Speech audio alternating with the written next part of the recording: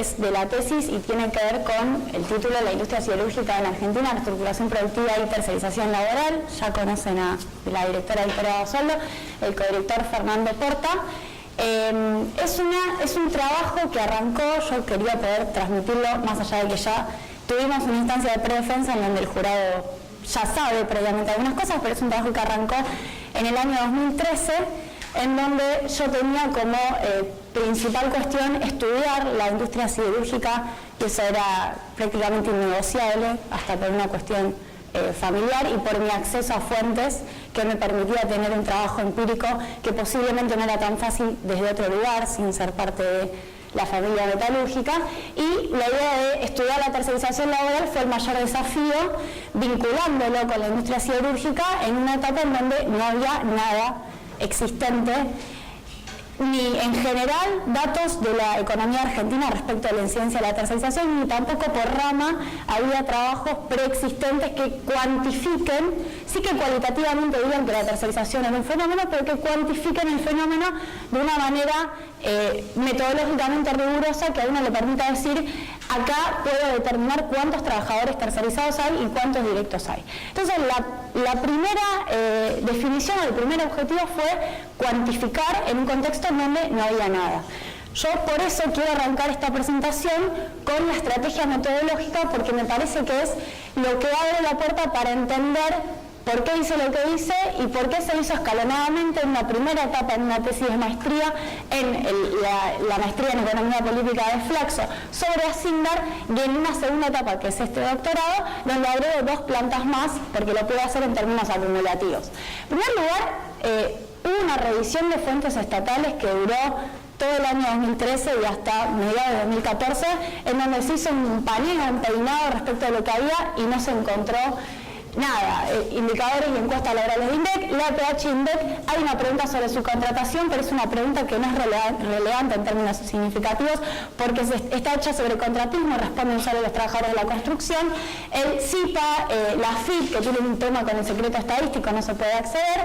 La base de conflicto del Ministerio de Trabajo y los convenios y acuerdos de negociación colectiva del Ministerio de Trabajo. Cada fuente permitía abordar de alguna manera cantidades de trabajadores, pero no era posible reconstruir las cadenas de subcontratación, ni tampoco era posible cuantificar, una vez que uno tuviera cuál era la empresa principal, cuál era la contratista y cuál era quizás la subcontratista en un segundo nivel, cuántos trabajadores había en cada empresa. Entonces había que hacer el doble trabajo, construir y cuantificar.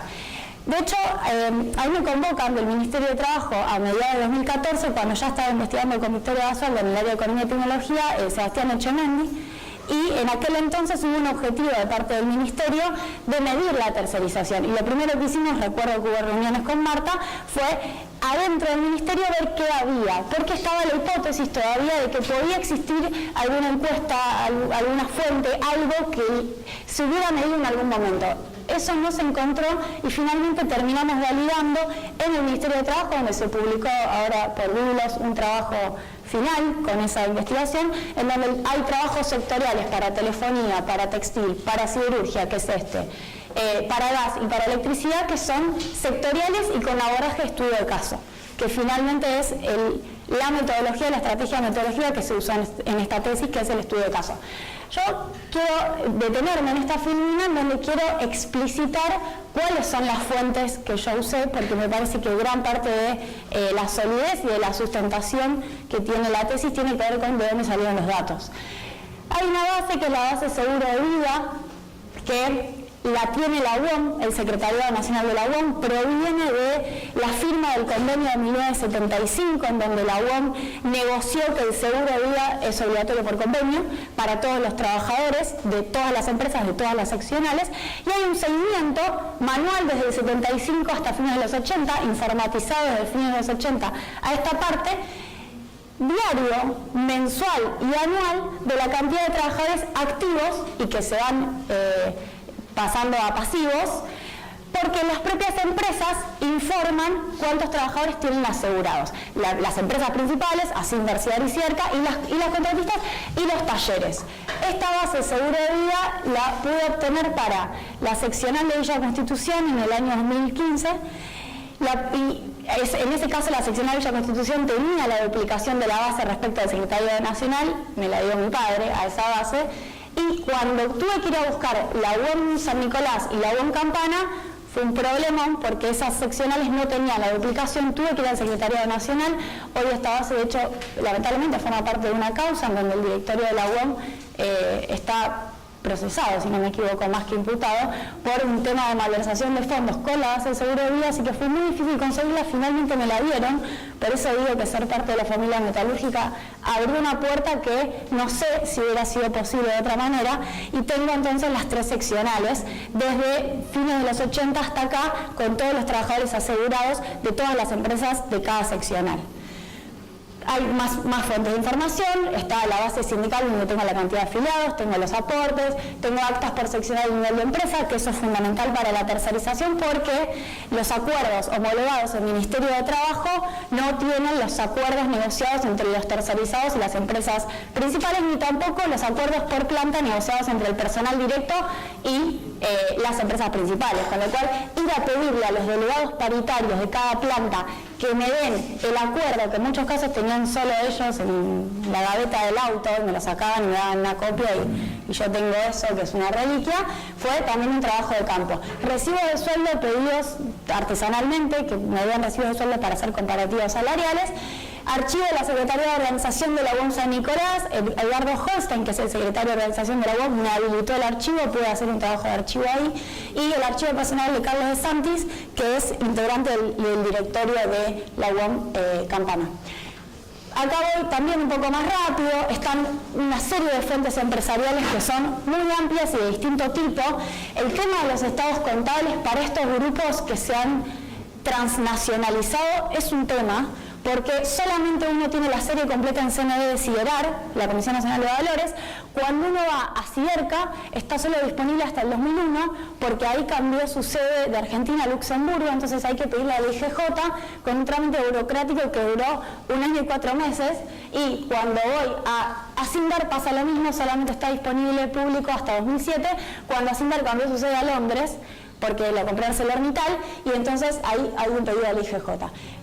Hay un montón de series, de bases. Quiero detenerme en el proyecto de visión compartida. Asindar hizo un diagnóstico interno de su nivel de tercerización en el año 2007, porque veía que tenía niveles de conflictividad elevados, gran parte por empresas contratistas incumplidoras, ese fue el diagnóstico inicial. Convocaron al sindicato, hicieron un proyecto de visión compartida y hay números sobre tercerización que son una base paralela que me permite chequear si lo que yo construí es verdadero o es compatible con lo que decía la empresa. Hay todas las disposiciones que elabora Sindar y también Techin respecto de los contratistas, qué les dicen que tienen que hacer, qué tienen que cumplir. El informe retorno a experiencia de seguridad, que es el accidente del 2008, en donde hubo 2 contratistas que fallecieron, y es muy interesante ver la mirada de Asindar respecto de ese proceso, de ese accidente. Revista Considerar, Revista Cero, los boletines anuales de Techin son una fuente infinita de información. Quiero detenerme en el archivo personal de Aldo Ferrer, que fue director de Siderar y que está su archivo personal en el CISEA, en el archivo de Jorge Schwarzer, y que tiene información de Siderar porque él accedió a la base de datos de la Cámara Industrial de Villa Constitución, y hay entrevistas con fuentes empresariales de las cuales no cito a nadie, porque también por haber sido parte de esa familia metalúrgica y por el vínculo que tenían dirigentes sindicales con la empresa, me abrieron la puerta e incluso leyeron borradores de la tesis y me hicieron comentarios con marcas en colores y demás. No me voy a detener acá, son todas las fuentes y bases de datos en relación a la industria siderúrgica, están en la tesis, hay de todo, hay información primaria, estatal y privada, y hay archivos de investigadores, el caso de Eduardo Basualdo, que fueron de los últimos trabajos que hicieron sobre la siderurgia y que están las series reconstruidas. Entrevistas, bueno, es una tesis que tiene las 2 betas, la cuantitativa, y sí o sí tuve que ir con esa base de seguro de vida a los trabajadores y decirles cuáles son las empresas contratistas cuáles no son empresas contratistas, porque en realidad yo llegué a una base por seccional que eran 300, 400 empresas en donde yo no podía contemplar toda tercerización aparte de la empresa principal. Y había criterios que poner a jugar. Por ejemplo, a través de todas estas entrevistas, 34 dirigentes sindicales en Asindar, 25 en Siderar, 16 en Siderca, 2 de otras seccionales de la UOM, el asesor legal de la UOM, secretario nacional. Fui a Brasil, entrevisté a dirigentes de Brasil, al director de la Cámara Argentina del Acero, que es Carlos Baccaro, es público, y por ejemplo a la gerenta de Recursos Humanos, que es mujer, de ArcelorMittal Brasil, que está en Belo Horizonte pero vino a Argentina. Yo lo que hice es con esas bases preguntarles si las cadenas de subcontratación que yo había armado estaban bien, si esas eran empresas contratistas. Y esa fue una pregunta que la hice al comienzo, en el medio y al final. Cuando el trabajo ya estaba terminado, volví a preguntar, ¿esta es empresa contratista? ¿No? Porque cambiaba todo. Ahora sí, voy a los principales hallazgos.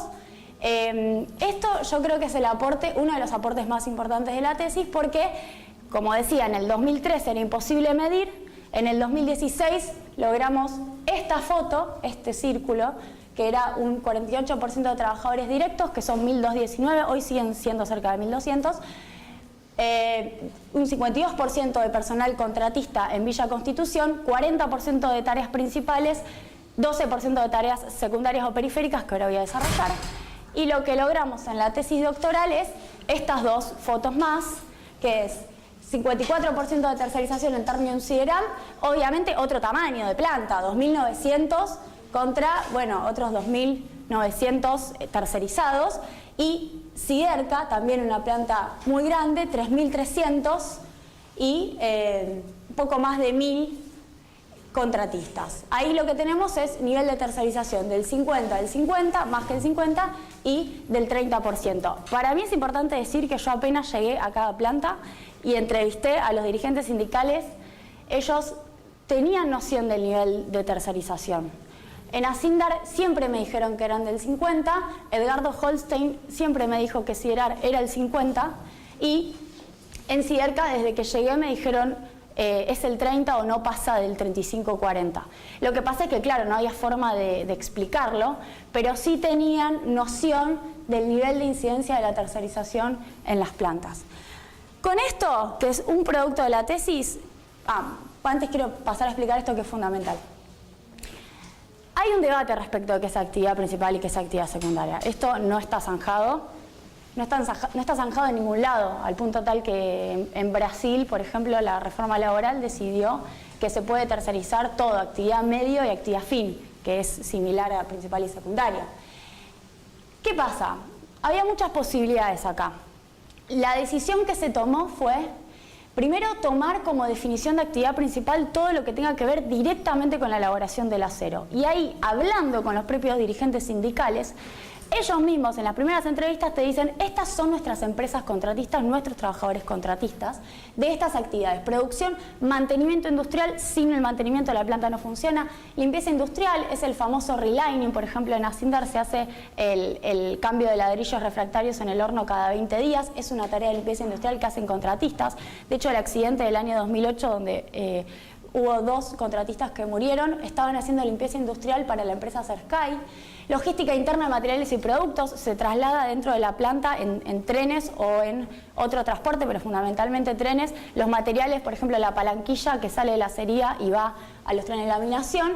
El puerto, que es fundamental porque cada planta tiene su puerto, reciben insumos de ahí y además las ventas se hacen a través del río Paraná, las 3 plantas dan el río Paraná.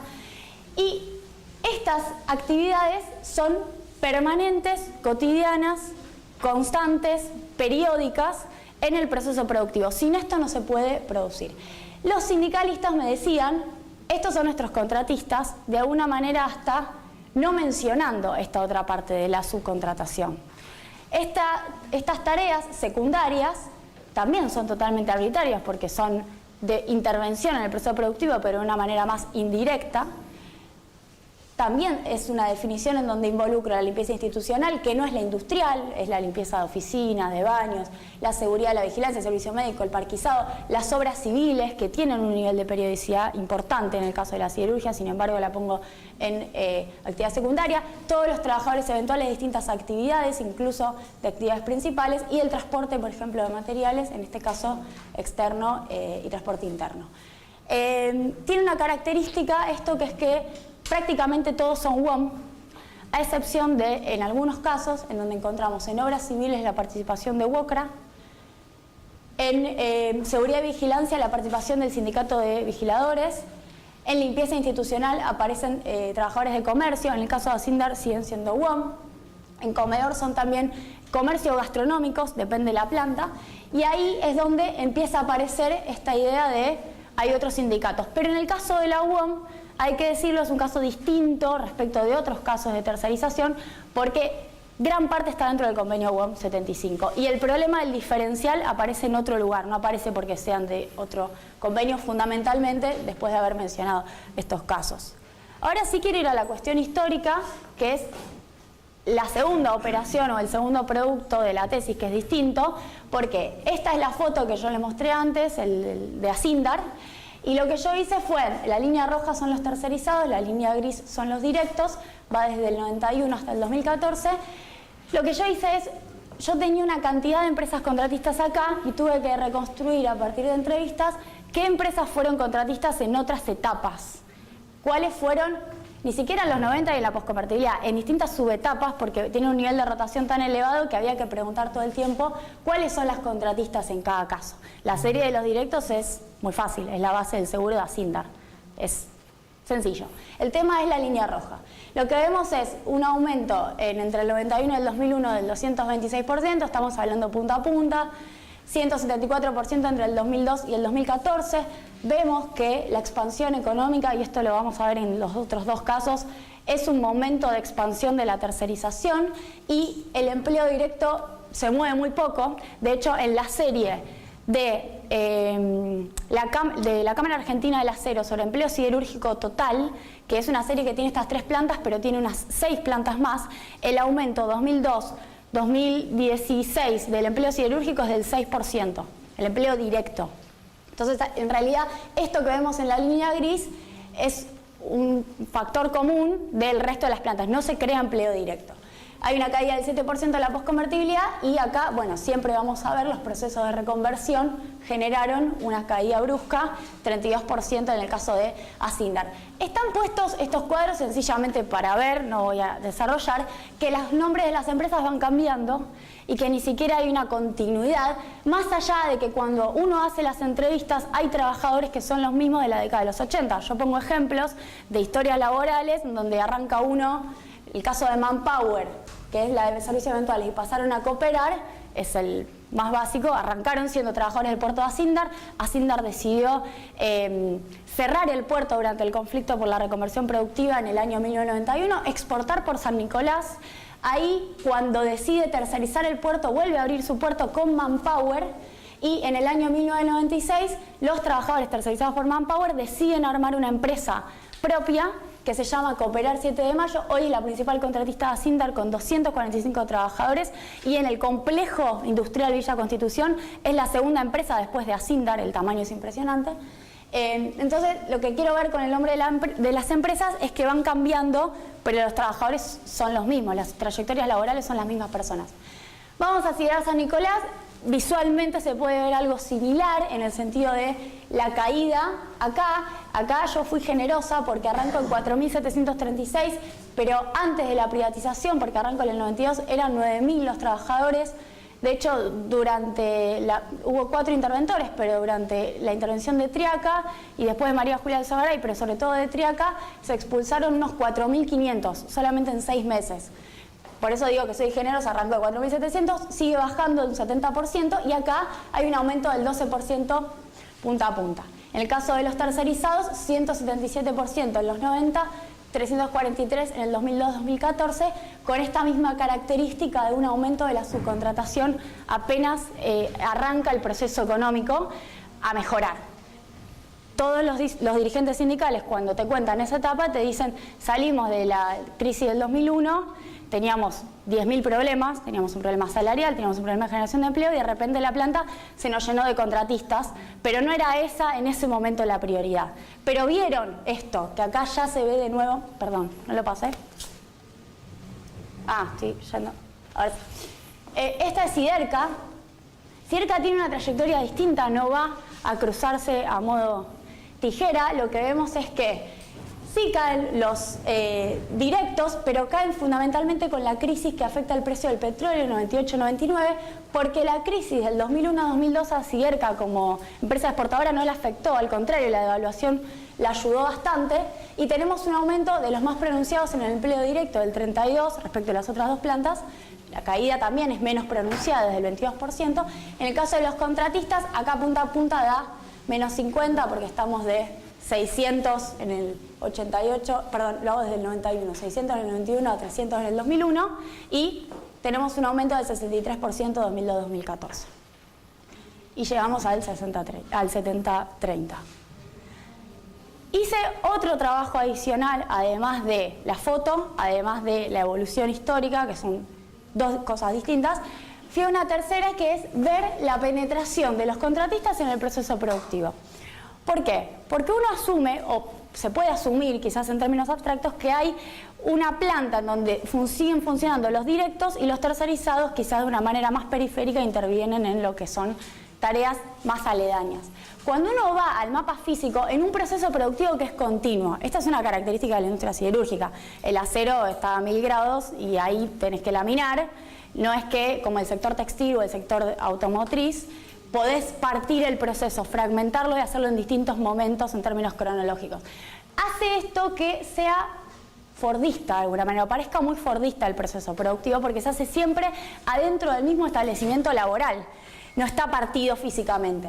Entonces lo que vemos es en cascos rojos la presencia de contratistas, en cascos azules la presencia de directos, en cascos rojos con rayas, no se ven bien acá, son contratistas que rotan, es decir, que no están fijos en el lugar, y después sí jugué con el tamaño de los cascos, que es cuando ves un casco más grande y uno más chico, significa que acá, por ejemplo en el parque de chatarra, hay más contratistas que directos. En Novobra, que hace la limpieza, la escoria, hay 100% contratistas. En la acería, la operación la hacen los directos, eso es algo que se disputó desde los sindicatos, que la operación del equipo siempre la haga el trabajador directo, y el casco rojo es de mantenimiento, en reducción directa es de mantenimiento, bueno, servicio médico, acá se produce el acero, acá se lamina, 3 trenes de laminación, puerto y logística 100% tercerizado con esta empresa que yo les decía que era Cooperar, el taller central, todos los trabajadores de mantenimiento que rotan por la planta. Acá tenemos enderezado de barras y trefilado de barras, 2 tareas de producción que se tercerizaron a fines de los 90, la gerencia de administración de contratistas, almacenes, portería y vigilancia. No voy a desarrollar los otros dos, la cuestión es más visual, para ir un poco más rápido, ver la presencia de contratistas. Acá es Siderar San Nicolás, el proceso productivo es muy parecido al de Sindar, con la diferencia que hay alto horno, hay sinter y coquería.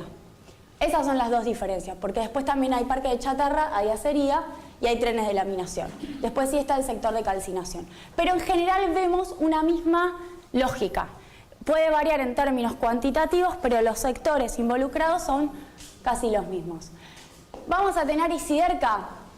Lo único que voy a decir de acá, porque es muy parecido el cuadro, es que si nos vamos a el área más importante de mayor intervención de tecnología, que es COFI, control final, después está servicios de tubos, CETU, y playa de almacén despacho, ALDE, que es la parte final del tubo. Ahí la empresa no permite tercerizados. Esto me lo dijeron desde el comienzo, porque es un área de enorme nivel de capacitación, de control de normas internacionales respecto de los tubos, y para la hipótesis de los trabajadores es que para la empresa es un riesgo que esto se tercerice por bueno, la calidad, el control de calidad, todo lo que eso significa. Vemos lo mismo respecto de la participación de los contratistas en el resto de los sectores. Hasta acá la etapa de la cuantificación, capítulos 3, 4 y 5. Ahora quiero detenerme en la última parte de la tesis, que es el capítulo 6, que tiene que ver con la negociación colectiva y cómo se miden los impactos que tiene el proceso de tercerización sobre los trabajadores directos y tercerizados. No es el centro de la tesis, pero es un ítem sin dudas a desarrollar y a profundizar, porque verdaderamente uno abre una serie de debates y una serie de cuestiones que te das cuenta que la negociación colectiva necesita más lugar. Incluso en la tesis hay una acumulación de información en el capítulo 6 muy relevante. Lo primero a decir es esto del funcionamiento de la UOM. Asumiendo que estamos hablando de todos los que forman parte de UOM, todos los contratistas forman parte de UOM, estamos dejando afuera un pedacito que igual es menor de los que están en UOCRA, de los que están en comercio, de los que están en gastronómicos y maestranza también. Tenemos una negociación anual, que de hecho es la que preside hoy Caló, que viene del convenio UOM 75, está la paritaria nacional metalúrgica todos los años, se discute, ¿no? Ahí se discute el básico de la rama 17 y otros básicos más. La rama 21, que es la rama siderúrgica, se discute un mes y medio o 2 meses después con los secretarios de las seccionales siderúrgicas, que lo único que hacen, quisieron hacer más, ahora voy a explicar qué, pero lo único que hacen hoy es definir el básico con la Cámara de Industriales Siderúrgicos, la ex CIS, hoy la Cámara Argentina del Acero, que es, en términos de centavos, es muy parecido al básico de la rama 17. Por eso yo digo básicos, homogeneidad. Prácticamente acá no hay diferencia. El problema aparece acá abajo. Después de que negocia la mesa siderúrgica, se va a cada una de las plantas siderúrgicas, no todas las metalúrgicas, y los delegados paritarios de cada planta discuten con la empresa, la D son los directos, discuten con su empresa, individualmente y bilateralmente, qué nivel de adicional le van a agregar a esto que negoció la UOM rama 21. Se quiso hacer a inicios de la posconvertibilidad un convenio siderúrgico donde se pusieron de acuerdo varios de estos dirigentes para que esto se discuta acá, en la mesa siderúrgica, para que se discuta el mismo nivel de adicional. Hubo una falta de entendimiento dentro de la UOM, desde arriba pensaron que eso era dividirse y partirse entre un convenio siderúrgico y un convenio metalúrgico, no prosperó. Entonces hoy en día el problema que hay es que cada colectivo laboral de cada planta tiene un acuerdo distinto. Y bastante distinto.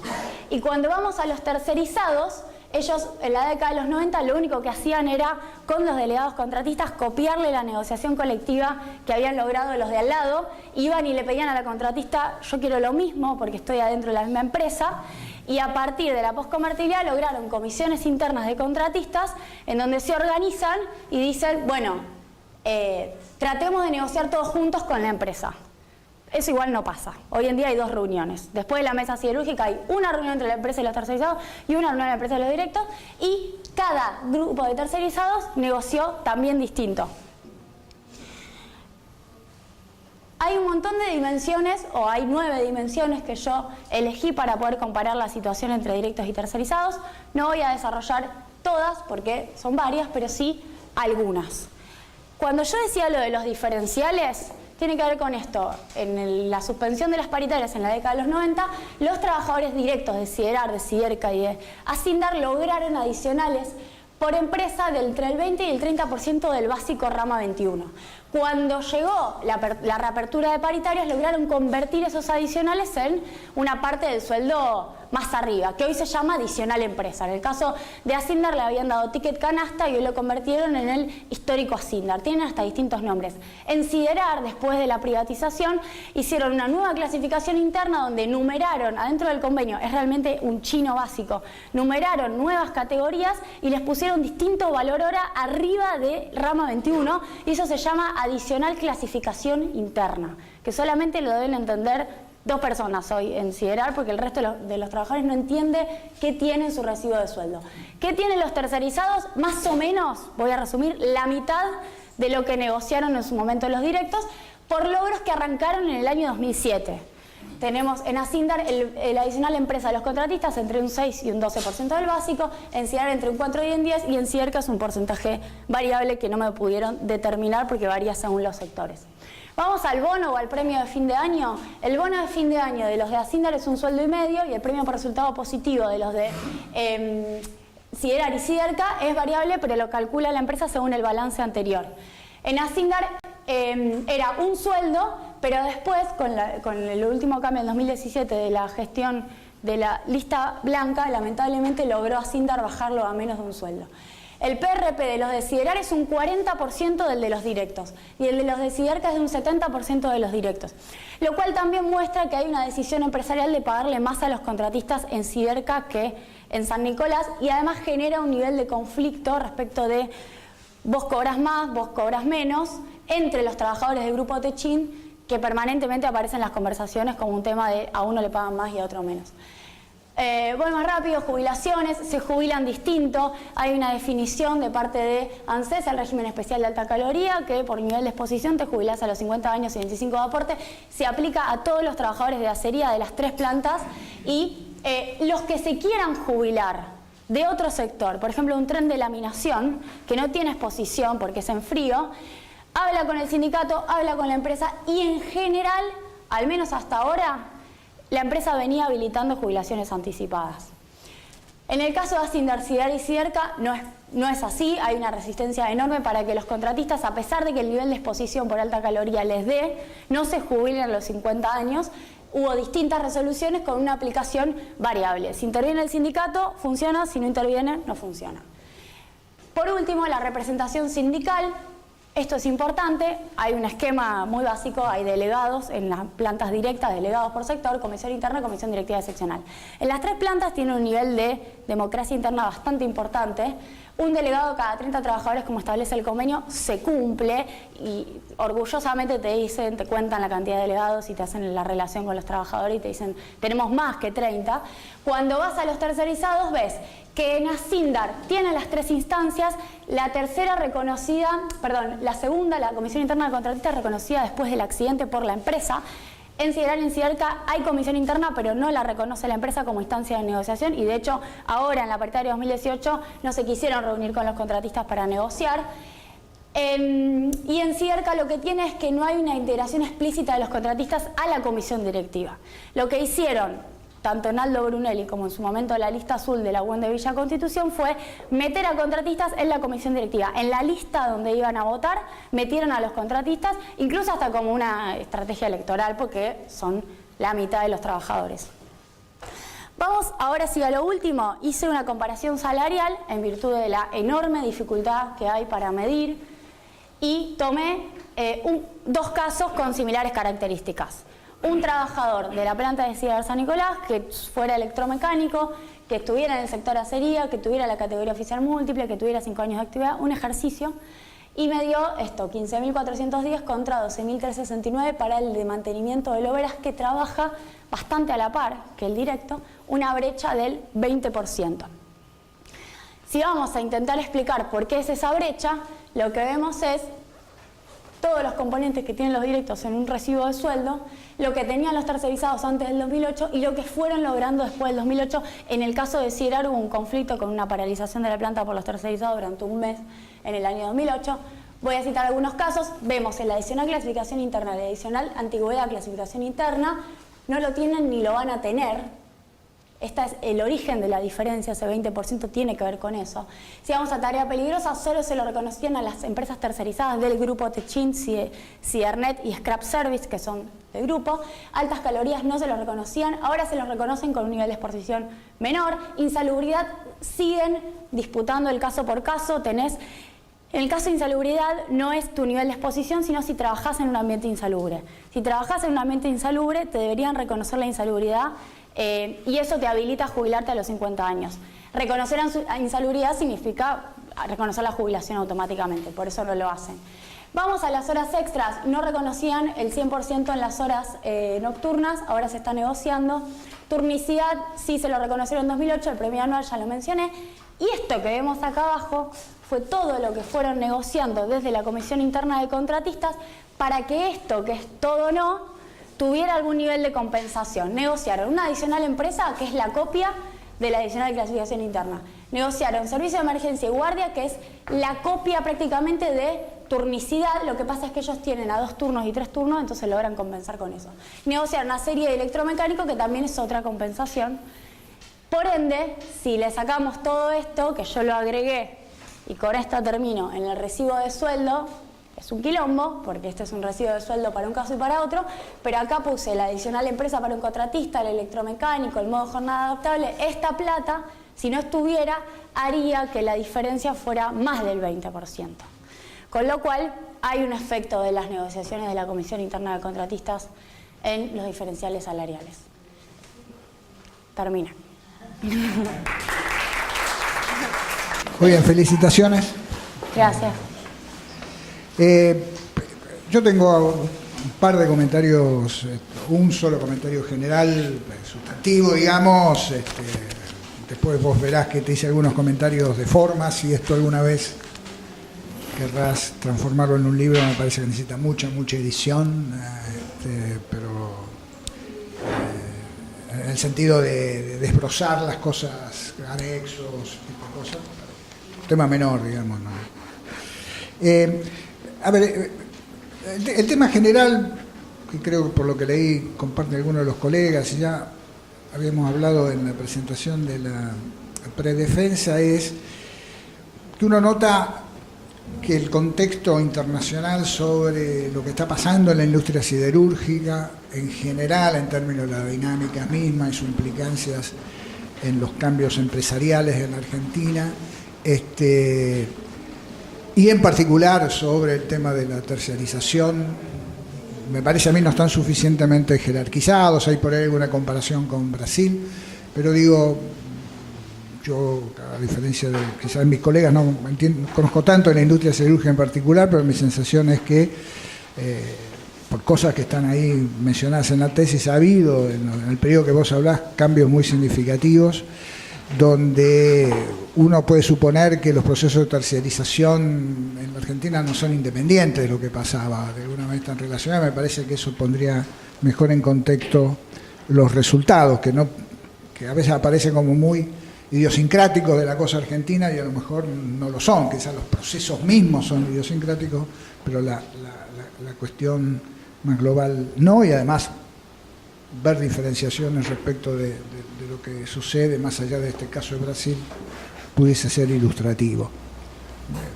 Uno nunca en un comentario debe decir las cosas que a uno le gustaría que hacer, pero en este caso me parece que hace algunas de las conclusiones, ¿no? No es que me parece que sería bueno, sino parece que ese es el punto más general, me parece a mí.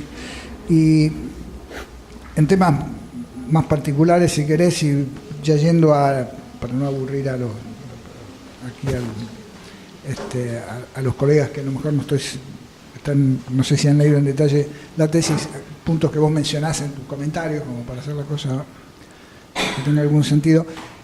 Yo te hacía una mención sobre la diferenciación entre los criterios para principal y las actividades principales y las actividades del CORI, las actividades periféricas o secundarias. A mí me gustó más la justificación que diste ahora que la que está en el texto. Me parece que quizá habría que mejorar. Tengo igual dudas y sería bueno una discusión, quizá en anexo para no... pero yo estoy seguro que el puerto sea una actividad principal, pero no tengo idea, nunca fui a una fábrica siderúrgica, así que seguramente vos tendrás un criterio, pero sería bueno explicitarlo, ¿no? Acá explicitaste más cuestiones de las que están en la tipo. Puede ser que es un punto muy importante que vos mencionás, ¿no? Ese sí me parece, o sea, ese criterio que vos usás me parece que es un punto destacable, ¿no? Y sobre lo último, para no monopolizar, sobre lo último que mencionás, dos cuestiones. Primero, ese 20% vos en la tesis inmediatamente decís que después se negoció un adicional para y bajó sustancialmente. ¿Algún comentario sobre yo entiendo que es muy difícil generalizar, pero alguna idea sobre, aunque sea opinión, sobre la representatividad de ese número, que es un caso? O sea, ¿es un caso o en general están en ese orden? No una estimación, pero alguna cuestión, porque si no se pierde un poco, porque como vos bien decís, no tenemos información que permita hacer esa comparación, ¿no? O sea, que permita controlar por una serie de factores y permitir una diferencial pura asociada a esa dimensión, contratista o directo. Entonces me parece que ahí debe. Y segundo, y el otro punto, y con esto termino, es vos bien mencionás una cuestión de que una de las estrategias básicas de las contratistas es que lo llama cambiar cambiar de razón social, y lo cual pierde la antigüedad. Ahí hay una discusión que después quería ver, no está claro. Yo creo que las empresas que contratan a tiempo determinado igual tienen que pagar indemnización por despido, con lo cual, pero no me quiero meter en esto. Pero si es así, una fuente importante de la diferencia de remuneraciones debe ser el tema de la antigüedad. O sea, hacer si aunque le paguen exactamente lo mismo en términos de los adicionales, que sabemos que no es, pero además ahí tiene que haber un efecto importante en la antigüedad. Y no sé cómo se cuantifica, pero al menos mencionar ese punto si es que lo que estoy diciendo yo es correcto, ojo, no estoy seguro, pero vos, como lo mencionás como una estrategia muy importante de las contratistas, ese es un punto que valdría mencionar. Gracias. Bueno, a mí me gustó mucho la tesis, me pareció que resalta una cuestión importante, que es esta dimensión, que el proceso de reestructuración productiva y la tercerización laboral van en una dirección similar. Y son fenómenos no lineales. Lo que pasa es lo emergente de situaciones de puja que existen entre lo que opinan las empresas y lo que opinan los trabajadores, y esa es una cuestión que en general no está demasiado planteada en este tipo de trabajos. O sea, parecería ser que lo que opinan los mandos superiores y los gerentes y los dueños es lo que pasa efectivamente en la planta, y la opinión y la voice, en el sentido más hitchmaniano, digamos, de lo que opinan los trabajadores, no se incluye.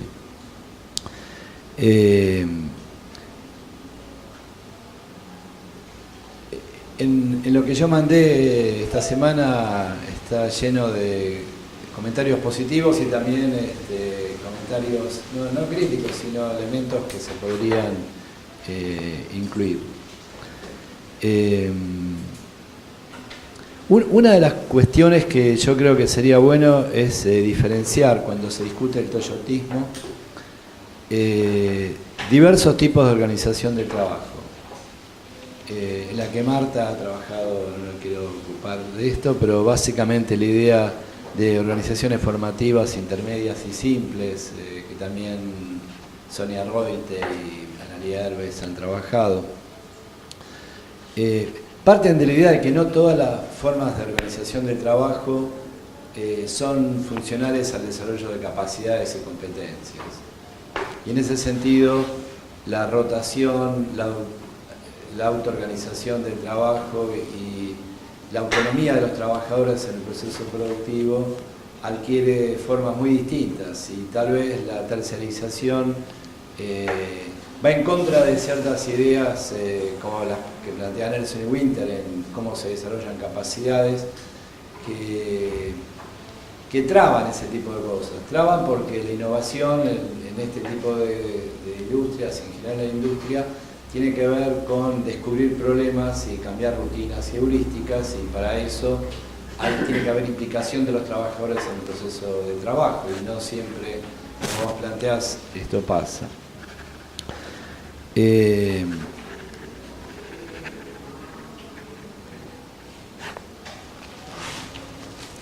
Yo te marco en los comentarios que mandé la idea de tecnologías de gestión social, que es una cosa que planteaba Marta, pero que también planteaba Nelson y Zampat con mucha fuerza, que es para que haya desarrollos innovativos fuertes, tiene que haber tecnologías sociales, o tiene que haber formas de organizar el trabajo, formas de asegurar la calidad, capacitación, interacciones, que son la condición necesaria para que los procesos de innovación tengan curso. Y no queda muy claro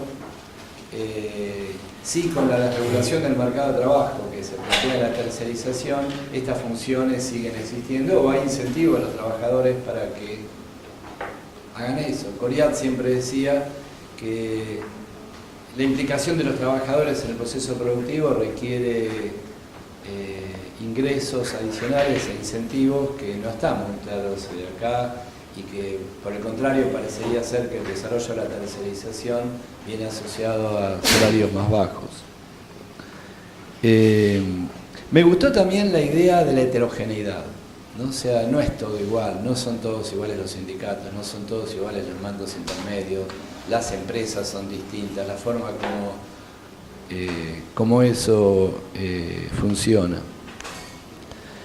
Quizás yo le agregaría a la tesis, que no es el objetivo, pero algunas líneas respecto al proceso de cambio tecnológico que hubo en el sector siderúrgico desde los 70, que consiste básicamente en la idea de la reducción directa y el hierro esponja, que hace factible que haya eficiencia en series cortas. Eso implica cambios muy significativos en la tecnología del proceso. Bueno, y eso ha sido muy estudiado y es muy remarcado en la tesis. Quizá el punto es esa literatura que estás marcando, qué cosa enfatiza en términos tecnológicos, como para no escribir una nueva visión de los cambios tecnológicos ahí. Lo que sí me parece que también debiera ser como un poco más discutido, o a mí me hubiera gustado leer un poco más sobre eso, es la idea de la fragmentación del proceso productivo en Asindar en San Luis. Es decir, está lleno de trabajos, uno de los mejores es el que cuando trabajaba en la CEPAL Daniel Aspiazu hizo, en la cual él mostraba claramente la ineficiencia de la fragmentación del proceso productivo, que tenía como un objetivo básicamente tener ganancias extraordinarias a partir de no pagar impuestos. Eso va en contra de los procesos de reestructuración y tercerización, tal vez. Y aparte, habría que hacer un juego. ¿Cuánto ganan en términos de no pagar impuestos y cuánto pierden por bajas de productividad en la planta de Villa Constitución que queda fragmentada? Y esto no es, mi pregunta es, esto no es independiente del cambio de propiedad que tiene Asindar y tampoco es independiente de la dinámica que tuvo el grupo Techin y particular Tenaris en el proceso de competencia global. Y ahí hay algo en el proceso de trabajo de Tenaris que me parece interesante, que es el grupo, el CIMI, que es un grupo de investigadores vinculados al CONICET y también a la empresa, que creo que ya no existe más, que lo dirigía Eduardo Borkin, que le da otra óptica distinta a lo que es el proceso de trabajo y la investigación y la innovación en el sector siderúrgico, cuando uno lo compara tanto con la planta de Ternium como con las plantas de Asindar. Creo que Tenaris en ese sentido es... no hay muchas plantas en Argentina que hubieran tenido este acuerdo con el CONICET en términos de que 100 personas tenían una doble adscripción.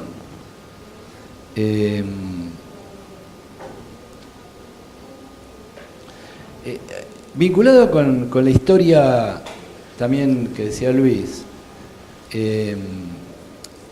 quizá también sería importante investigar más en profundidad las presiones que tenían las tres empresas estudiadas para reestructurarse por el cambio tecnológico producido a nivel global.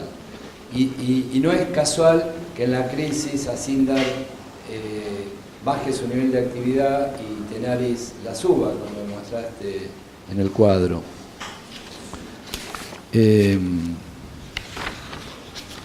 Entonces, en los tres casos, pero sobre todo en Asindar y Techin, se trata de redes jerárquicas, eso aparece muy claro, en que los mayores beneficios empresariales vienen asociados a la precarización laboral o a políticas públicas tipo promoción industrial, promoción sectorial en el caso de Asindar, pero también enormes subsidios dados en los 70 y después también a las plantas de Techin, o sea, no es solo Asindar.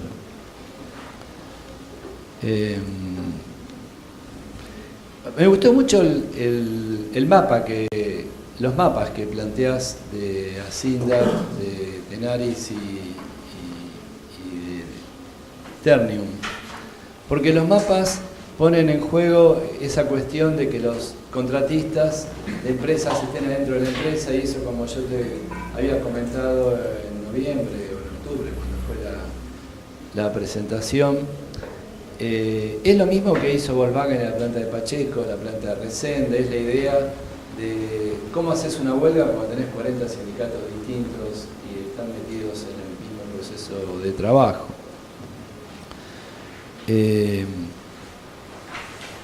El tema de Xerox también es un tema que es problemático en términos de desarrollo de capacidades.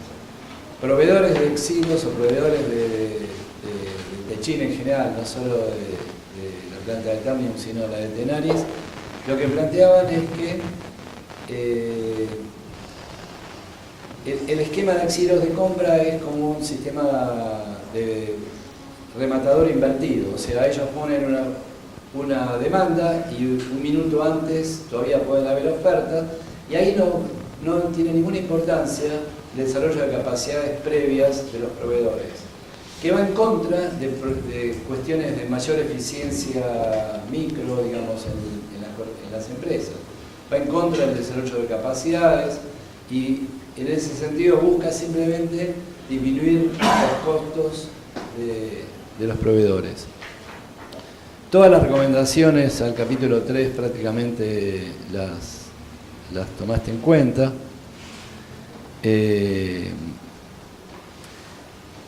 Vuelvo a insistir con el grupo de I+D de doble dependencia con ICELS y DERCA. ¿Qué vinculación tenían ellos con los trabajadores? ¿En qué medida ese era un grupo clave dentro de, como planteaba Eduardo Borkin, para los desarrollos que Tenaris tuvo, por ejemplo, de cómo convertir un tubo sin costura en algo distinto a una commodity a partir de la trazabilidad de pinturas nano?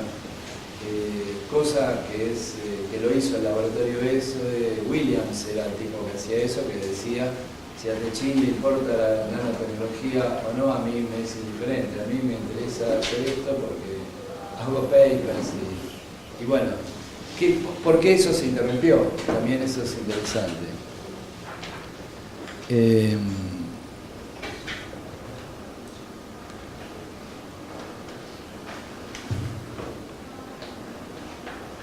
Bueno, yo no quiero hablar más.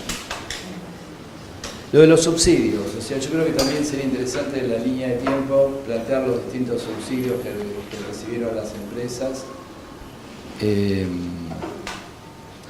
¿Y por qué Asindar fue comprada por otro y Techin no? Y al revés, Techin se quedó con Somisa y empezó a hacer inversiones a nivel global que la convierten en una multinacional. Lo último, comentarios menores. Yo creo que la edición requiere pasar apéndice en muchas cosas. O sea, a mí me pasaba cuando la leía, de golpe había 4 hojas de tablas y la tesis me acompañó en un viaje a México, viaje a otros lugares, entonces leía los cuadros y me preguntaba, bueno, si no se podría, por ejemplo, la síntesis que hiciste en la presentación, como un resumen ejecutivo, podría ser mucho más, podría ser necesaria para la lectura. Claro. Cosa que no estaba. Después la idea de comercio exterior, o sea, cómo estrategias distintas de las empresas, tanto de Tenaris como de Ternium y de Asindar, en términos de inserción externa, tienen efectos aparentemente similares en la estrategia de tercerización y fragmentación y reestructuración productiva. Bueno, primero realmente felicitaciones, el trabajo es excelente y además con la indagación sobre los datos, de los cuales en general todos hablamos, pero nunca están mostrados tan claramente. Y yo te voy a embromar porque en realidad te voy a dar nuevos trabajos, o sea, uno sé cuando termina la tesis quiere respirar y irse a descansar, ya está, pero no. Yo coincido, digo, me parece que con algo que dijo Luis sobre el contexto internacional de la industria siderúrgica que falta y también algo que señaló Gabriel, que es el tema de los cambios tecnológicos que tuvo el sector, que fueron muy fuertes, muy importantes en todo el periodo que estás analizando, y que además, sin ser la tecnología determinante o determinista, van cambiando los perfiles de los puestos de trabajo.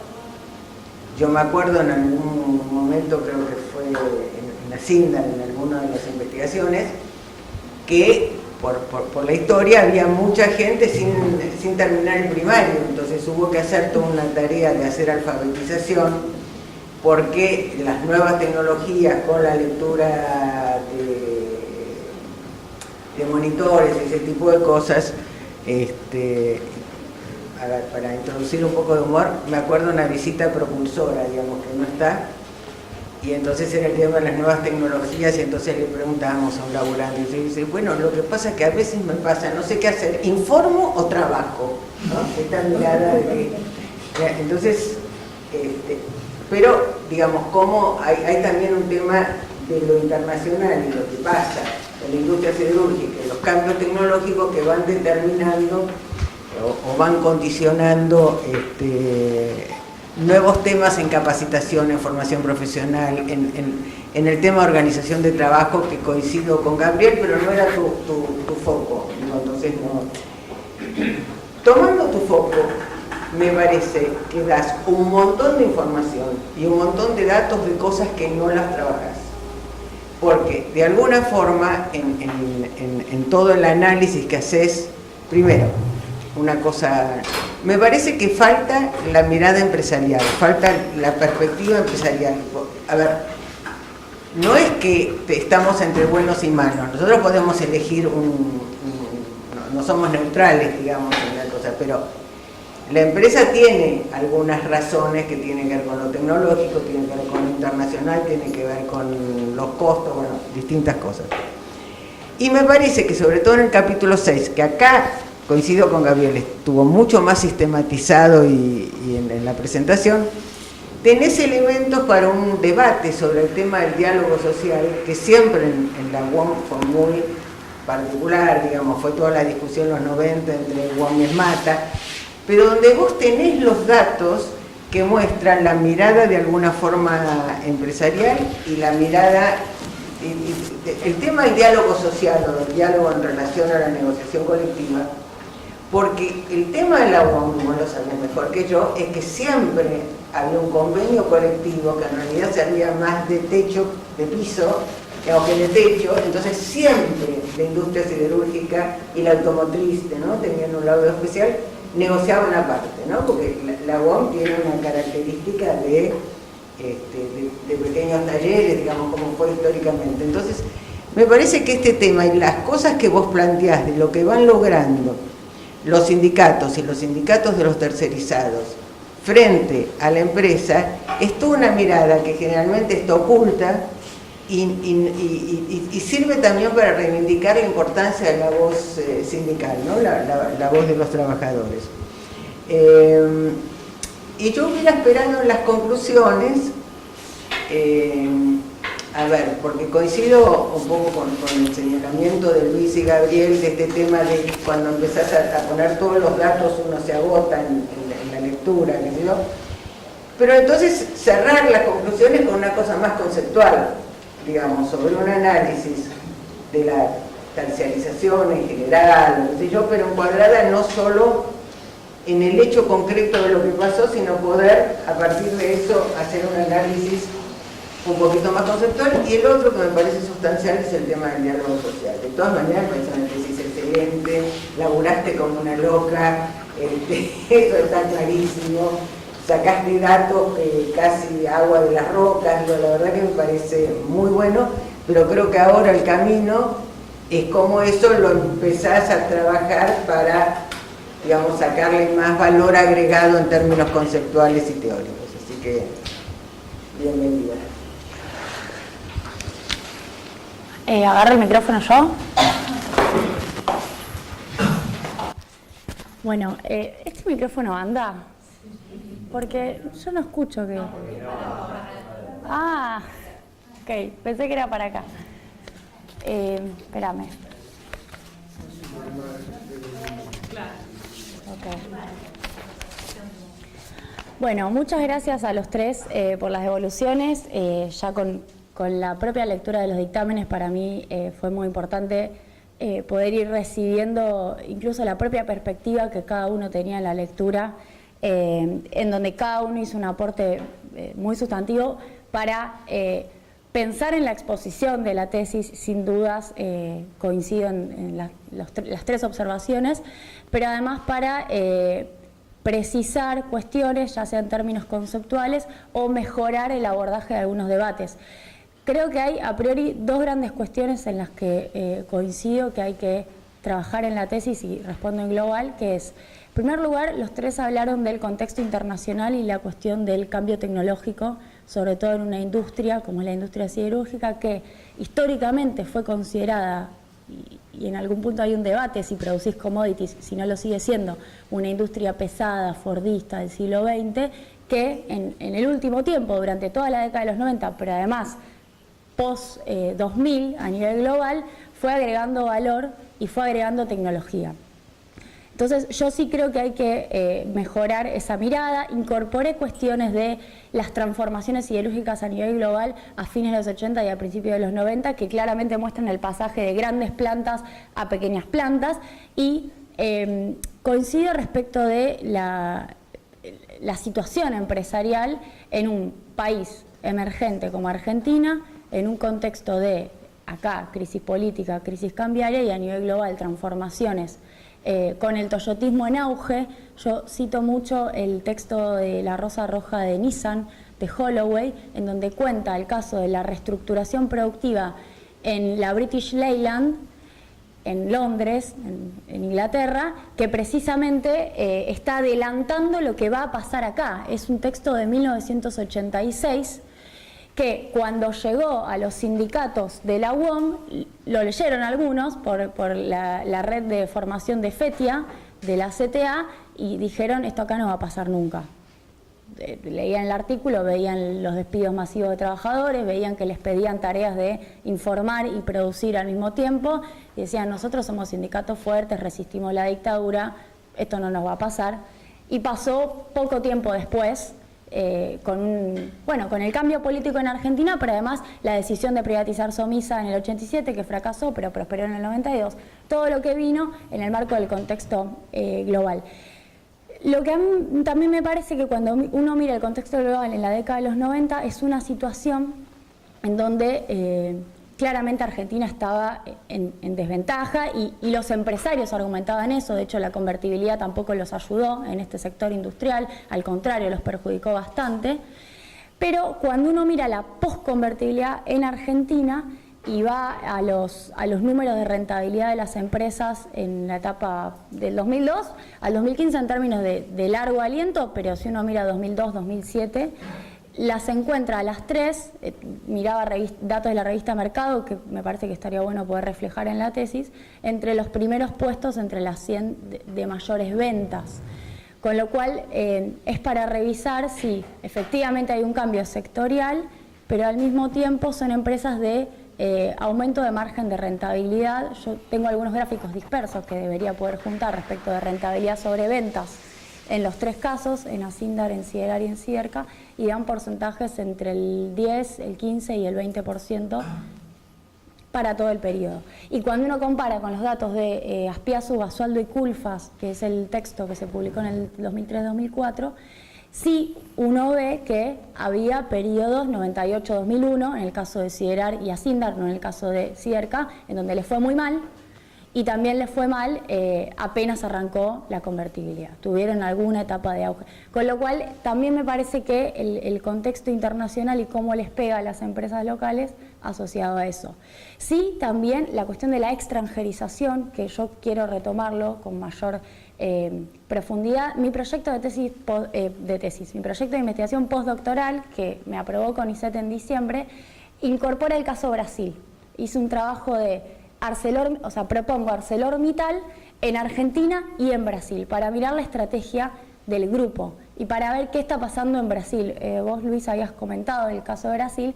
Yo muestro datos en el capítulo 4, apenas arranca, del Instituto de Acero de Brasil, que muestran el aumento de la tercerización casi igual a los gráficos que mostré con el gobierno de Lula, podríamos decir, en la etapa de mejor momento 2002, 2003, 2004, 2005 de Brasil. Con lo cual uno puede asumir ahí con datos y además conceptualmente por otros trabajos, Pochman, otros autores, Antunes, que es un proceso concomitante a nivel global, no es para nada local, al contrario.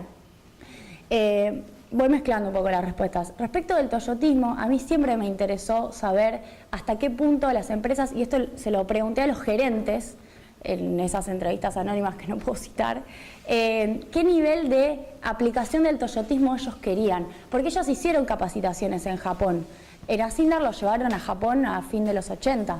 Entiendo que en Siderar y en Siderca pasó algo similar, no sé si en Japón, pero fueron varios a Europa. Y la idea era venir y hacer el toyotismo en Argentina. Y yo tengo una transcripción de una entrevista del gerente de recursos humanos, que ahora no está más, de Asindar, ArcelorMittal, en donde él me dice: nosotros tenemos un toyotismo fallido, lo intentamos pero no nos salió. Nosotros queríamos hacer lo que decía la teoría, estudiamos los procesos de administración, pero no le encontramos la vuelta a la aplicación acá. Cuando uno va, le pregunta a los sindicatos qué piensan ustedes del toyotismo o a los dirigentes sindicales, sobre la polivalencia enriquecida, sobre las formas de incorporación de mayor capacidad y demás, ellos tienen una mirada absolutamente defensiva, desde ya, si querés que haga más cosas, dame más plata, pero además, si querés que yo participe en el proceso productivo ayudándote a mejorarlo o a innovar con el conocimiento que tengo, eso no es más plata, eso es participación en otro nivel. Discutamos reparto de ganancias, discutamos cogestión de la planta. Al menos esos fueron algunos de los testimonios que obtuve.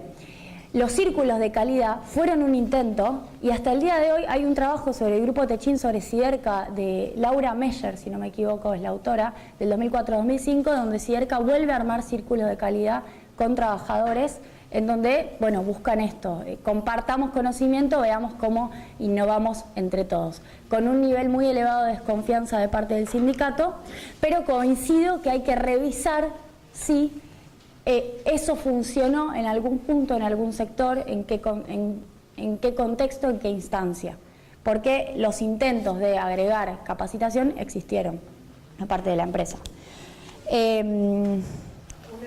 Sí.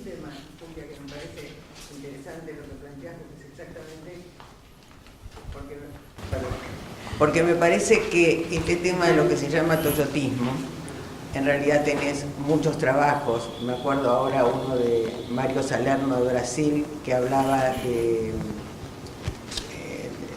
algo así como del JIT subdesarrollado, qué sé yo, y después me acuerdo, creo que fue Marta Roldán, que haciendo estudios en las empresas metalúrgicas hablaba del JIT a la criolla, ¿no? Es decir, porque el tema es entender lo que es el toyotismo en los países emergentes o subdesarrollados. Entonces me parece que no...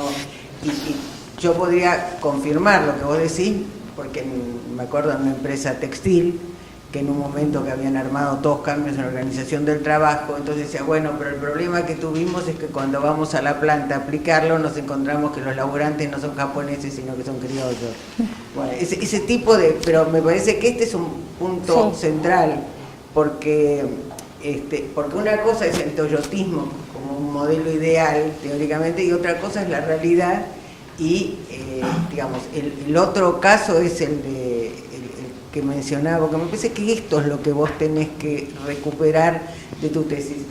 Con Gabriel fue muy interesante en Volkswagen. ¿Qué pasó? O sea, toda la idea del programa de trabajar en forma con todas las empresas adentro en la línea de montaje era bajar el costo salarial en un 20%, porque era introducir trabajadores de otros sindicatos con otros convenios colectivos. Los trabajadores de Mata dijeron, el que entra acá, entra con el mismo salario y con las mismas normas del convenio, con lo cual el proyecto se le fue al demonio. Y después formamos parte, estábamos estudiando la empresa cuando la empresa por un tema de costos resolvió hacer insourcing y no outsourcing. Digo, este tema de adaptar las cosas a la realidad argentina, ¿no? Me parece que es importante. Sí, de hecho, bueno, agrego una última cosa. Cuando la empresa les propuso eso, en el caso de Asindar, voy a citar a mi padre, les dijo, si quieren hacer la planta de Toyota, la tienen que hacer de cero, sin sindicato. No lo van a poder hacer. Y de hecho, la experiencia de Toyota en Campana, yo cuando fui a hacer entrevistas, ellos en Campana miran Toyota aterrorizados y dicen, esto es lo que quieren. Porque en Toyota lograron, en Campana, según la mirada de los sindicatos, no conozco la planta, no hice entrevistas ahí, lograron un nivel importante de tercerización. ¿No es así? Desde el convenio que tenía 4 categorías cuando se firmó, Sí. y después por asamblea, los trabajadores resolvieron que las 4 categorías no daban en cuenta porque no permitía como un tema de promoción interna. Entonces tampoco les funcionó más. Tengo este micrófono, acaban de decir, así que es mucho Le más fácil. funcionó más porque la planta se hizo desde el vamos, incluso los primeros supervisores se los mandaron a Japón, Claro. etcétera, etcétera. Pero la realidad de la planta y del convenio No la lograron no se cumplió. bien. Digo, Bien, no, tengo este micrófono, así que... No, quiero seguir, vamos por orden con lo que decía... No, con lo que decía Luis respecto de... el adicional a sería, si cambiaría los adicionales respecto de la brecha, el adicional a sería, el cálculo es que del 20 pasaría a 17, entre 16 y 17, y... ¿Dice 7? Ah, bueno, el cálculo recuerdo que me daba 17. El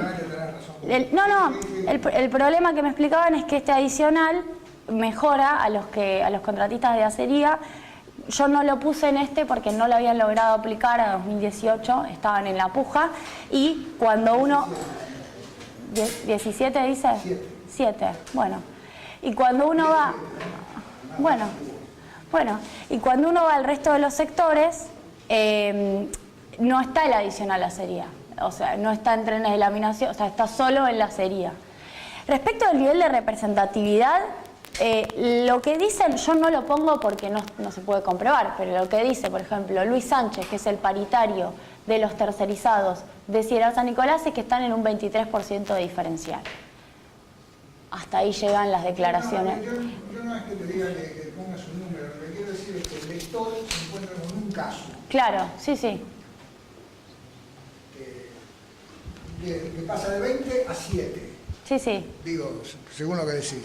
La realidad es más cercana a 20, más cercana a 7, más cercana a 0. Entonces, yo lo que digo acá es más bien, agregar, punto menor, digo, agregar, porque digo, es un punto importante de tu, digamos, pues si no, ¿cuál es la estrategia de poner terciarizado? ¿No? Si no le paga menos, ¿para qué va a poner terciarizado? Entonces, por eso lo de la antigüedad me parece un punto importante, ¿no? Pero digo, como termina como abrupto, solo puedo hacer un caso, y eso yo te lo entiendo, y es 7. Y la nega, digamos, decía el señor, sí. Si vos tenés un señor que dice que es 23, yo diría, hay opiniones que dicen que, no te diría 23, pero que 7 parece un número muy bajo. Algún comentario de ese tipo me parece, porque si no el lector queda medio... No, yo lo que quería decir es que ese cálculo lo hice junto con... o sea, se lo mandé a 2 personas, a Luis Sánchez, al paritario de contratistas, y a Miguel Bertone, lo consulté con alguien de la UOM. Ellos me dijeron que 20% les parecía poco y que era 23. Me decía Luis Sánchez.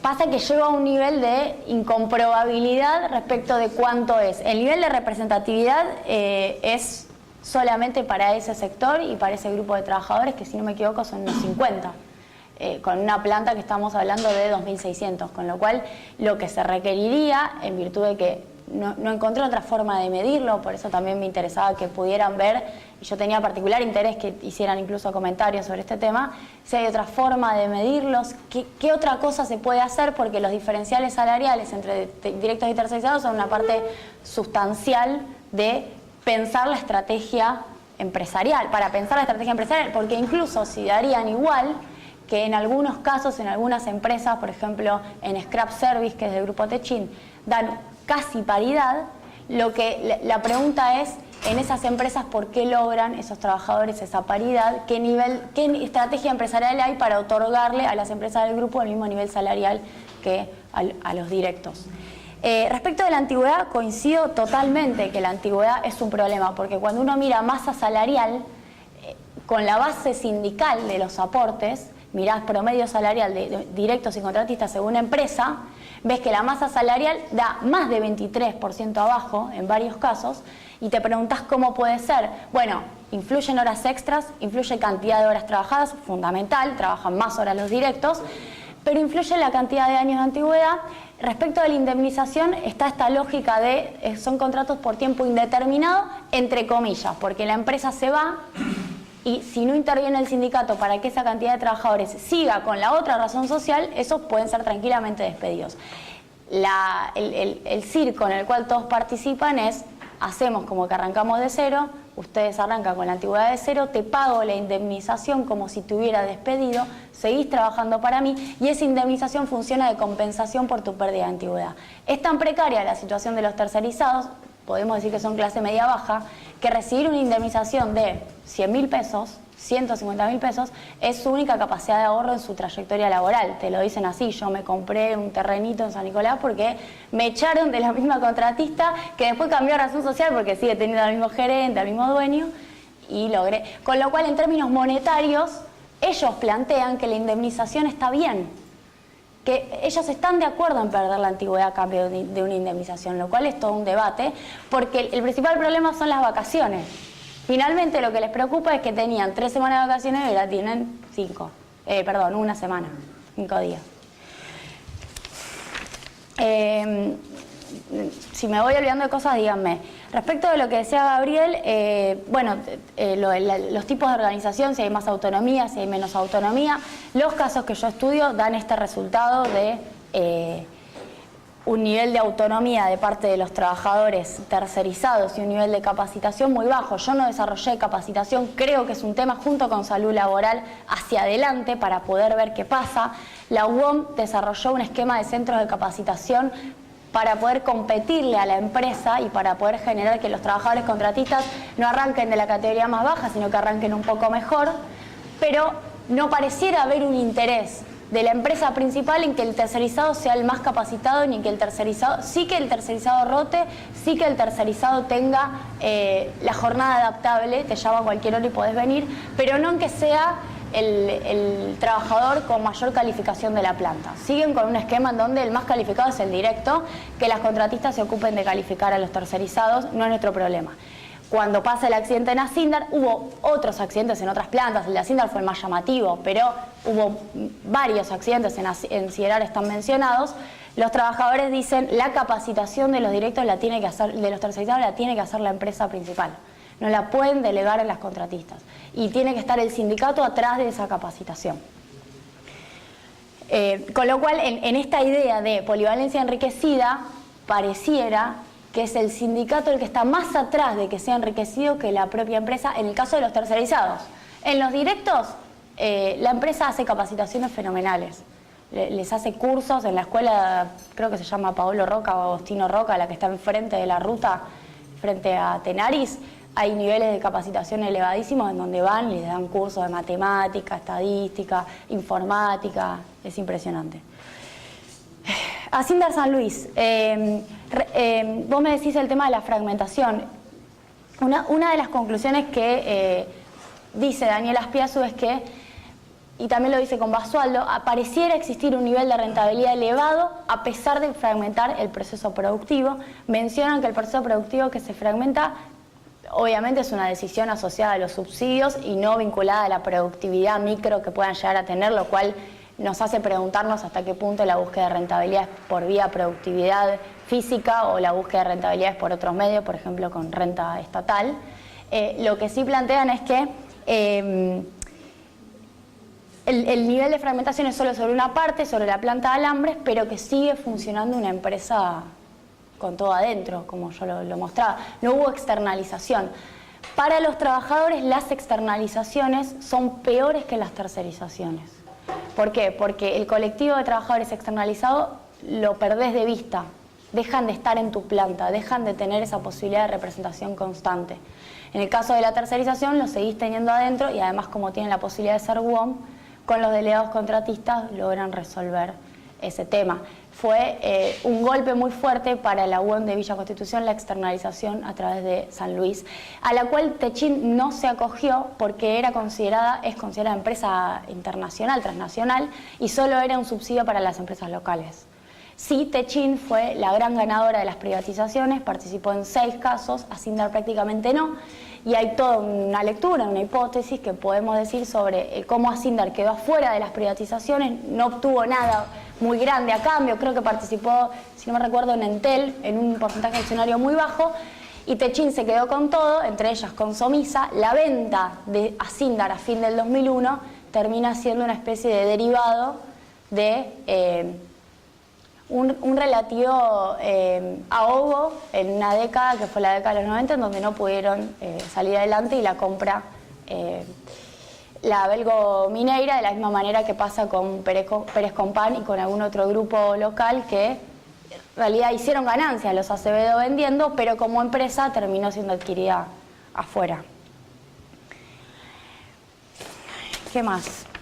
Exiros. Exiros es un caso fenomenal para seguir investigando. A mí me pareció súper interesante el trabajo que vos hiciste en el año 2001-2002, porque además tuvieron acceso a, estabas Marta, vos también, tuvieron acceso a la empresa, hablaron con proveedores de la empresa, y lo que decían los proveedores respecto al funcionamiento de la tercerización es muy interesante porque uno lo encuentra casi 20 años más tarde respecto de a nadie le importa si yo innovo, finalmente lo que importa es el costo.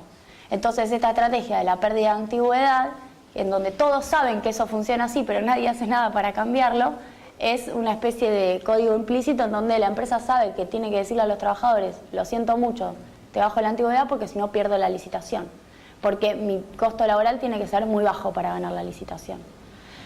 El caso de Propulsora lo estudió acá Alejandra Esponda, y ella estudió mucho las licitaciones en Exiros con empresas que precisamente ponía en muchos casos Techin a competir para poder generar un precio de referencia que bajara los precios de las demás, lo cual abre toda una lectura sobre la tercerización muy distinta respecto de la laboral, cómo funciona la formación de precios en esos casos.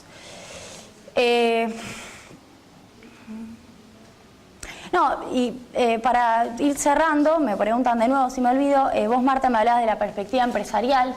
Yo busqué siempre tener la perspectiva empresarial y me costó muchísimo. Me cuesta mucho, hablé con varios, pero me cuesta mucho que ellos me puedan explicitar. Creo que tampoco ellos lo saben, tendría que hablar, entiendo, con Roca o con por ahí. Lo conceptual, sí.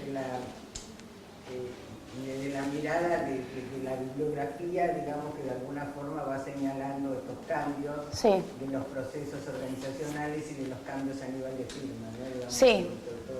Todas estas transformaciones que dio lugar a las tercerizaciones, a las subcontrataciones, incluso a todo el tema de la salida de la integración vertical, ¿no? Todo sí. el tema de la cadena de valores, etc. La mirada empresarial, yo lo que encontré extrayendo hasta de metáforas, porque no te lo dicen muy claramente, es que para ellos, para los gerentes con los cuales hablé, no hablé con ningún dueño de ninguna empresa, me gustaría hablar con algún dueño, pero para los gerentes, la tercerización genera un reparto de plusvalía en los territorios en donde están. Este concepto de reparto de plusvalía, nosotros hacemos que una gran cantidad de empresas tengan trabajo, lo cual es cierto porque los trabajadores de las tercerizadas no tendrían trabajo si no fuera por la tercerización en épocas de expulsión de empleo, así pasó a principios de los 90, y por otro lado lo que plantean es nosotros no nos podemos dedicar a todo. Nosotros tenemos que hacer una parte del proceso, esto es así, es un cambio global, como dicen ustedes, no existe más el fordismo, estamos en el post-fordismo, los tiempos cambiaron, hay cada vez más sectores que otras empresas los manejan y los manejan mejor. Y ahí es donde cuando uno va a la idea de la especialidad que tienen algunas contratistas, aparecen diversidad de casos. Aparecen contratistas sumamente tecnologizadas, con un nivel de inserción en el proceso que es elevadísimo. Hay contratistas que están en el sector automotriz. Comau, por ejemplo, es una empresa contratista de Fiat, y Comau hace mantenimiento industrial en Siderca, desplazó ahora a Techin, sociedad anónima, con un conflicto que incluso hubo entre Roca y la Fiat, todos tanos además, y Comau desplazó, y Comau también está haciendo mantenimiento en Asindar. Comau es una empresa de mantenimiento industrial de punta, está en todos lados. Ahora, tenés Cersky o tenés Cooperar 7 de Mayo, la cooperativa de los trabajadores de la Constitución, que hacen lo que pueden, con lo cual el nivel de especialización que tienen esas empresas y el nivel de aporte que hace la tercerización al nivel de innovación en el proceso productivo es relativo, depende empresa por empresa. Hay cosas que sin duda la principal no puede hacer y hay cosas en donde uno dice, me parece que sí lo podés hacer, pero preferís que lo haga otro. Creo que me estoy extendiendo mucho. No sé si no respondí a algunas cosas. ¿Qué más?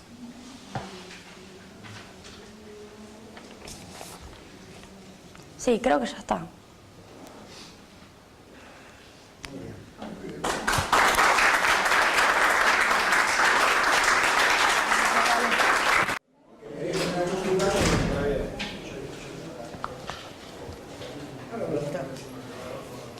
En la Ciudad de Buenos Aires, a los 8 días del mes de marzo de 2019, y siendo las 11:20, los que suscriben Marta Novik, Luis Beccaria y Gabriel Joguel, constituidos en jurados de evaluación de la tesis doctoral La industria siderúrgica en Argentina, reestructuración productiva y tercerización laboral, 1990-2017, dirigida por Victoria Basualdo y codirigida por Fernando Porta, se reúnen para discutir sobre el trabajo de la doctoranda Julia Estrada Rodríguez, DNI, y manifiestan que la tesis es muy completa, clara e interesante, presenta tanto un marco teórico como una metodología que permiten poner en juego la relación entre los procesos de reestructuración productiva y de terciarización laboral en la siderurgia argentina desde los 90. Por su parte, las evidencias que provee se sustentan en un excelente trabajo de campo centrado en centenares de entrevistas a los trabajadores y a los mandos medios y superiores de las empresas estudiadas. En ese marco, las entrevistas están muy bien realizadas y utilizadas en los argumentos. La doctoranda presenta múltiples evidencias que muestran que el proceso de reestructuración productiva en la siderurgia argentina desde los 70 no fue independiente de la forma como se tercerizó el trabajo y de cómo se fueron introduciendo las ideas de la flexibilidad interna y externa en las plantas industriales. De hecho, la doctoranda plantea y demuestra que se trata de un mismo fenómeno. La autora identifica muy claramente las similitudes y diferencias del proceso de reestructuración y tercerización. A la vez pone abundantes ejemplos acerca de las similitudes y diferencias existentes entre las diferentes formas de organización del trabajo, la tercerización y las restricciones para el desarrollo de competencias que generan, es porque está medio borrado, que generan nuevas formas organizacionales. Hay que comprar un tóner. La presentación realizada por la doctoranda fue clara, bien articulada y en los tiempos estipulados. A su vez, las respuestas a los comentarios del jurado fueron muy adecuadas y bien fundamentadas. El jurado recomienda la publicación de los resultados a través de diversos formatos. Por lo tanto, el jurado considera que el trabajo presentado reúne los requisitos solicitados para la aprobación del trabajo final perteneciente al grado de doctora de la Universidad Nacional de Quilmes en Desarrollo Económico. Por lo arriba expuesto, se decide por unanimidad calificar el trabajo de tesis doctoral presentado como aprobado, distinguido 9.